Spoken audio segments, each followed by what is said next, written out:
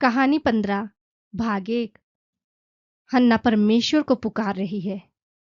एप्रेम के पहाड़ी देश के रामातेम सुपोही नगर का एक निवासी था।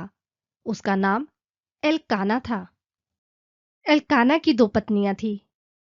एक का नाम हन्ना और दूसरी का नाम पनिन्ना था। बात यह थी कि पनिन्ना के तो बच्चे थे, मगर जो हन्ना थी वो बांझ थी।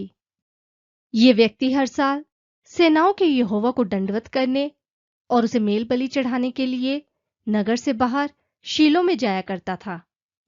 हन्ना की सोच उसे चिढ़ाती और सताती रहती थी, क्योंकि हन्ना की कोख को अब तक यहोवा ने बंद कर रखा था। इस तरह हर साल जब भी हन्ना यहोवा के मंदिर को जाती तो उसकी सोच पनिन्ना उसे चिढ़ाती। हन्ना रोती रह जाती, यहां तक कि उससे खाना खाना भी मुश्किल हो जाता था। उसे इस तरह रोता हुआ देखकर उसका पति एल्काना ने उसके पास आकर कहा, हन्ना, तुम क्यों रो रही हो और तुमने क्यों भोजन को छोड़ रखा है? इतना दुखी तुम क्यों हो रही हो? क्या मैं तुम्हारे लिए 10 बेटों से बढ़कर नहीं हूं? इसके बाद जब वे शीलो में खा पी चुके, तब हन्ना वहां से उठी।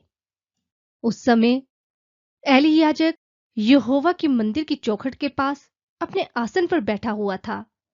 तब हन्ना वहां पर जाकर यहोवा से प्रार्थना करने लगी, और जब वह प्रार्थना कर रही थी तो वह मन में बहुत ही दुखी थी और वह फूट फूट कर वहां रोने लगी।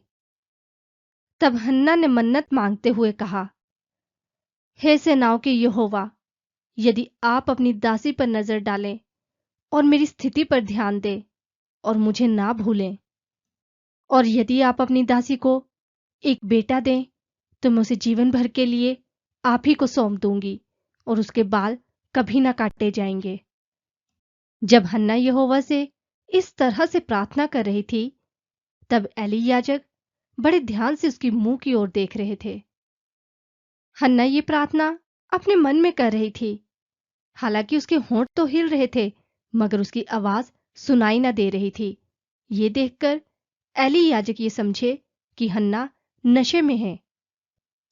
तब एली याजक ने हन्ना से कहा, और कब तक रहेगा तुम पर यह नशा? बस करो और अब ये दाखमधुपान छोड़ दो।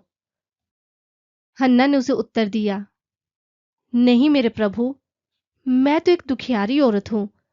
मैंने तो कभी दाखमधु और मदिरा भी नहीं पी, बल्कि मैंने तो अपना आत्मा यहोवा के सामने उंडेल दिया है। आप अपनी दासी को कृपया निकम्मी औरत न समझिए। मैं तो अपने दुखी और बहुत ज्यादा शिकायत होने के कारण इस तरह से बोल रही हूं।